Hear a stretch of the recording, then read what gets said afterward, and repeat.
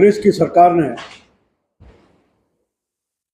कुछ दिन पहले पिछले 22 तारीख को महंगाई राहत शिविर किए।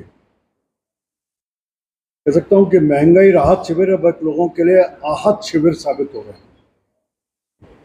इनका हिसाब यह है, उन्होंने कहा कि हम जिन जिन चीज़ों की 10 योजनाएं बनाकर उसमें खड़ी की थी और उन 10 योजनाओं के आंकड़े पहले से ही सरकार के पास उपलब्ध हैं। उदाहरण के लिए उनका 100 यूनिट तक बिजली मुफ्त देंगे, इन सब के आंकड़े उपलब्ध हैं कि किस किस के 100 यूनिट तक क्या आता है, उन सबको एक बटन दबा करके सीधे दे सकते थे। इसी प्रकार से सामाजिक पेंशन योजना, इसके भी आंकड़े पहले से उपलब्ध थे, उनको भी एक बजट के आधार पर दे सकते थे। पिछली भाजपा सरकार के समय मैं स्वयं मंत्री था, हमने सभी 17 स्कीम की सामाजिक न्याय अधिकारिता विभाग के सबके डाटा को अपलोड कर दिया था और बैंक अकाउंट खोल करके सबके ऑनलाइन पेमेंट शुरू कर दिए थे, उसको सबको ट्रांसफर कर सकते थे। इसी प्रकार से उन्होंने कहा कि हम फ्री किट भोजन के देने के फूड पैकेट की बात की थी और उसके लिए NFSA को देने की बात की। NFSA के भी सारे नाम डाटा के ऊपर उपलब्ध हैं, एक बटन से उन सबको दे सकते थे। आज देखने में आ रहा है कि राहत शिविर में जो व्यक्ति जाता है उसका जो रजिस्ट्रेशन कराता है, ऑलरेडी उसका डाटा वहाँ पर चैन के अंदर उपलब्ध है। कंप्यूटर जिसको बोलता है इसका नाम डाटा है, उसी का रजिस्ट्रेशन करते हैं, किसी और का रजिस्ट्रेशन वहाँ नहीं हो सकता। ऐसी स्थिति में केवल राजस्थान के मुख्यमंत्री जी ने एक सामान्य व्यक्ति जिसको इन चीज़ों की ज़रूरत थी उसको एहसास कराने के लिए कि हम तेरे लिए कुछ कर रहे हैं, इस तरह के शिविरों का इजाद करने का काम किया।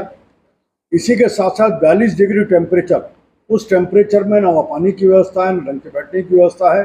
लोग जाते हैं और तपती गर्मी में उनको परेशान होने की स्थिति निकल करके आ रही है। दूसरी तरफ हम देखें तो प्रधानमंत्री नरेंद्र मोदी जी ने अपनी विभिन्न योजनाओं को सीधे देने का काम किया और किसी को किसी राहत शिविर में नहीं बुलाया। सरकार की इसकी भी हालत यह है कि मैं आपको ध्यान आएगा कि पेंशन योजना का 500 से 750 जब किए तो किसी तरह के रजिस्ट्रेशन नहीं किए, और 750 से 1000 कर रहे हो तो आप रजिस्ट्रेशन कर रहे हो। तो चुनाव के समय केवल ढोल पीटने का काम ये सरकार कर रही है और उसके विपरीत प्रधानमंत्री नरेंद्र मोदी जी अपने विभिन्न योजनाओं के लाभ सीधे सीधे दे रहे हैं। आपको ध्यान होगा कोरोना के समय महिलाओं के खाते में 500 रुपये दिए, किसी को नहीं बुलाया, सीधे खाते में पहुंचाए। इसी प्रकार से सबको खाने के पैकेट, फूड पैकेट, राशन का उपलब्धता की बात की तो किसी को किसी कैंप में नहीं बुलाया। लगातार 2020 से स्कीम चल रही है, 2023 आ गई, दिसंबर तक के लिए उसको बढ़ा दिया है। किसी व्यक्ति को कैंप में बुलाने की बात नहीं की। प्रधानमंत्री आवास योजना, किसी को भी कैंप में बुलाने की बात नहीं की। ये इनका कांग्रेस का। इसी प्रकार से कांग्रेस ने चुनाव के समय एक वादा किया था, हम बिजली की कीमतों में बढ़ोतरी नहीं करेंगे। आज 6 बार अब तक बिजली की कीमतों में बढ़ोतरी राजस्थान की सरकार कर चुकी है। हालत यह है कि एक तरफ तो बिजली नहीं आ रही, बिजली की कटौती बेइंतहा चल रही है, और दूसरी तरफ बिजली की कीमतों में वृद्धि। बिजली के फ्यूल चार्ज के नाम पर बढ़ोतरी, अब तक लगभग 16 बार फ्यूल चार्ज के नाम से बढ़ोतरी सरकार कर चुकी है।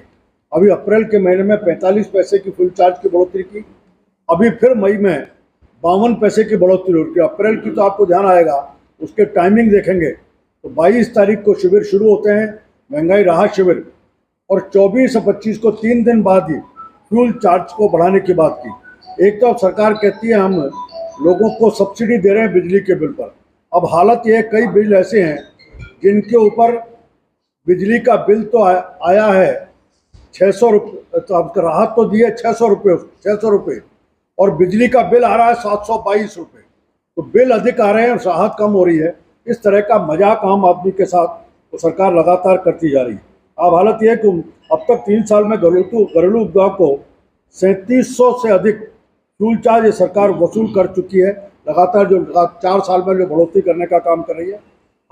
अभी एक अडानी टैक्स उन्होंने शुरू किया, 7 पैसे का अडानी टैक्स। हम पे तो आरोप लगाते हैं कि मोदी जी का अडानी संबंध है, और दूसरा गहलोत जी खुद अडानी जी के साथ जब आपके इन्वेस्टमेंट मीट होती है तब भी अडानी जी के साथ गलबैया करते हैं, और राजस्थान में आम उपभोक्ता के ऊपर अडानी टैक्स लगा करके 7 पैसे का अडानी टैक्स लगा करके उसके ऊपर लोड डालने का काम सरकार कर रही है।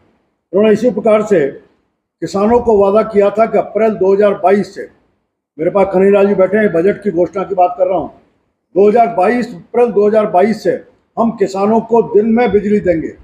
आज 2000 अप्रैल 2022 से हम अपन मई 2023 में बात कर रहे हैं, 13 महीने हो चुके हैं, अभी तक दिन में बिजली किसानों की शुरू नहीं की। और इस गर्मी में, बरसात में, हर स्थिति में रात में ही बिजली किसान को अपनी खेती का काम लगातार करना पड़ रहा है।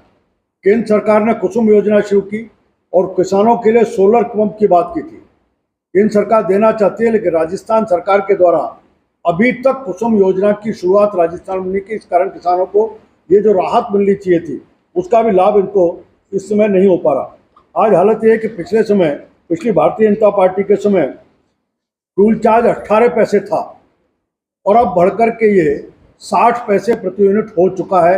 इस सरकार के बार बार कहने के बाद भी हम बढ़ोतरी नहीं करेंगे। 2008 में बिजली की प्रति यूनिट औसत दर 5 रुपये 55 पैसे थी, जो अब बढ़कर के 11 रुपये 90 पैसे हो चुकी है। हालत यह है कि सबसे महंगी बिजली देश में कहीं मिल रही है। एक तरह आप कहते हो महंगाई राहत शिविर, सबसे महंगी बिजली कहीं मिलती है तो राजस्थान में मिलती है, सबसे महंगा पेट्रोल और डीजल मिलता है तो राजस्थान में मिलता है। उससे किसी प्रकार की राहत देने की बात राजस्थान की सरकार नहीं कर रही। और इसी तरह पेयजल की हालत है। पेयजल के लिए भी गर्मी के अवसर पर जो ज़्यादा ज़रूरत होती है, इन्होंने जितने टैंकर की बात की, वैसे तो टैंकर अपने आप में इसका ऑडिट किया जाए तो टैंकर माफिया खड़ा हो गया और बहुत बड़ा करप्शन का गेटवे आज टैंकर बन चुके हैं। 11,440 गाँवों में टैंकर से पानी सप्लाई करने की योजना बनी थी, लेकिन उनके पेमेंट नहीं होने के कारण से ये पूरी व्यवस्था पूरी तरह ठप हो चुकी है। मैं कह सकता हूं कि एक तरफ जहां केंद्र की सरकार विषय के ऊपर स्वयं त्वरित कार्रवाई करते हुए राहत देने का काम कर रही है, वहां मुख्यमंत्री जी केवल घोषणाएं कर रहे हैं। हालांकि इन पूरे राहत शिविरों को उन्होंने अपना चुनाव कैंपेन का जरिया बना दिया। जहां सरकार को इन कैंपों का नोडल अधिकारी किसी न किसी को नियुक्त करना चाहिए था, वहाँ चीफ सेक्रेटरी है, उनके द्वारा नोडल अधिकारी नहीं बनते, बल्कि कांग्रेस के प्रदेश अध्यक्ष ये तय करते हैं कि किस राहत शिविर में कौन सा नेता जाकर के भाषण देने का काम करेगा। इनके माध्यम से केवल वोटों की फसल काटने का काम कांग्रेस के द्वारा किया जा रहा है। मुझे इतना कहना था, बिजली और पानी जो आम आदमी के विषय, उन दोनों विषयों के ऊपर लगातार मार करने का काम सरकार कर रही है।